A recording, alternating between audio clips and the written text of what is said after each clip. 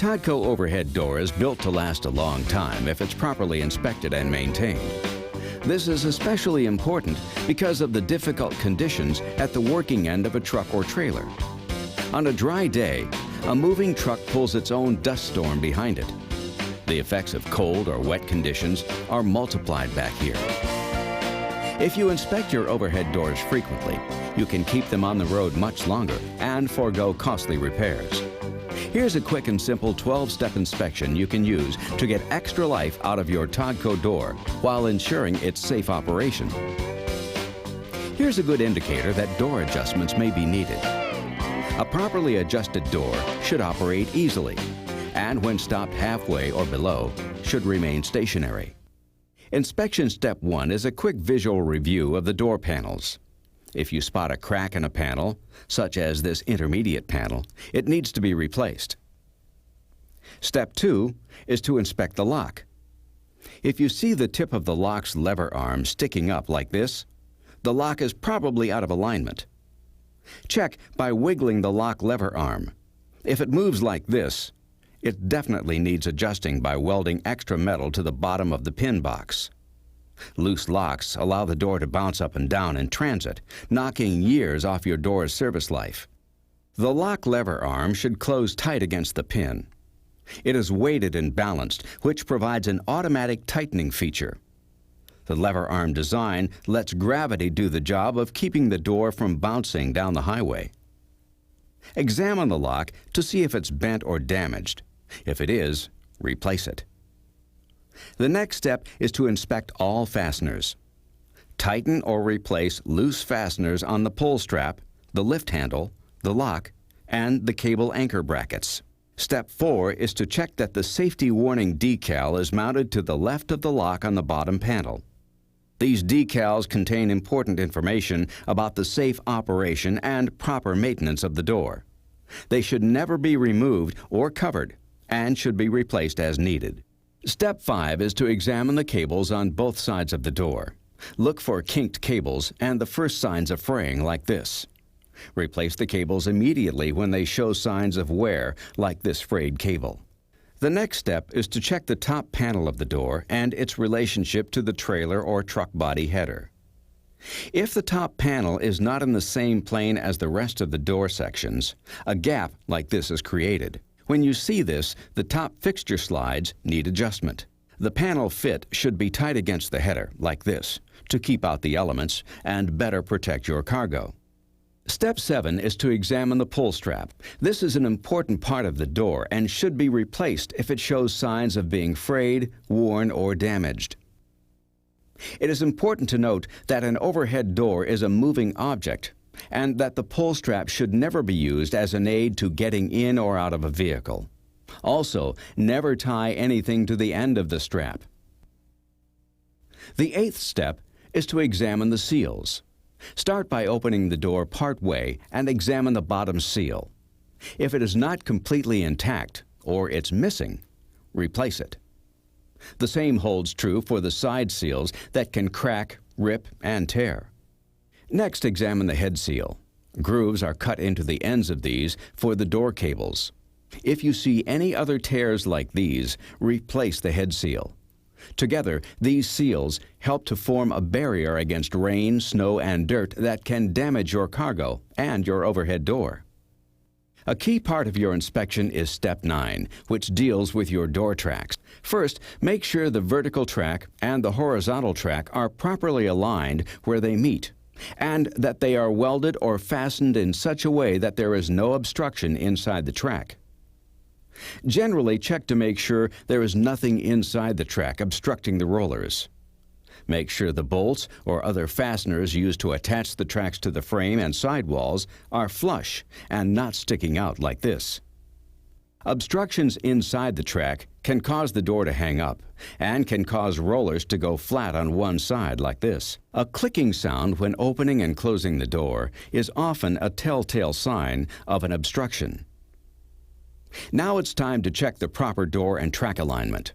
It is critical that the vertical track is square with the horizontal track. The distance between the horizontal tracks and the vertical tracks should be the same. If it isn't, The horizontal tracks should be shimmed accordingly. Another good way to check for alignment problems is to inspect the gap between the door and the horizontal track.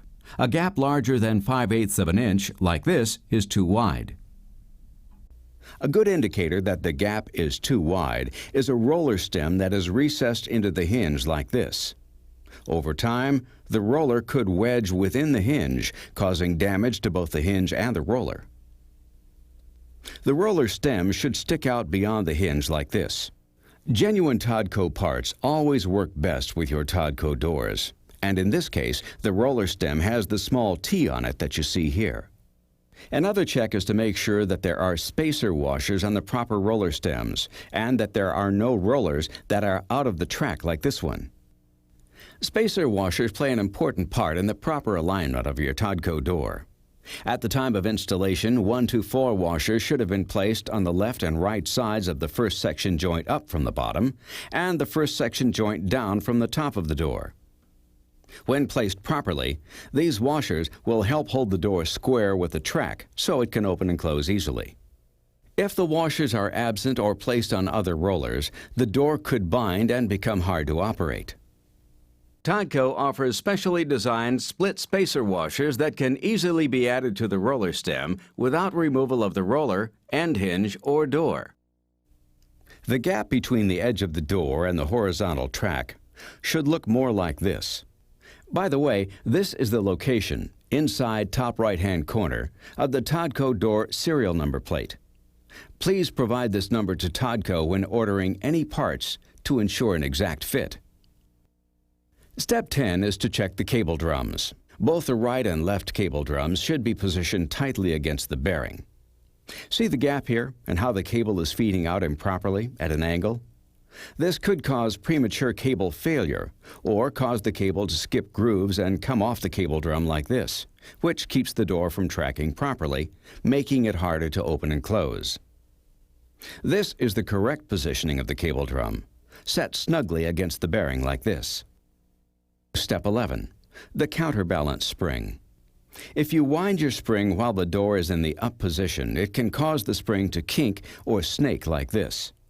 A kinked spring should be unwound and then rewound properly per TODCO rewinding instructions. Check the weld in the counterbalance anchor bracket to the header.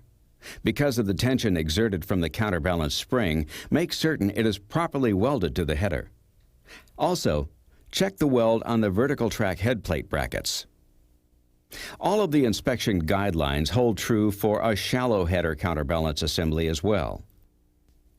Built to fit into the small space of a shallow header, the assembly operates to the reverse of the regular assembly.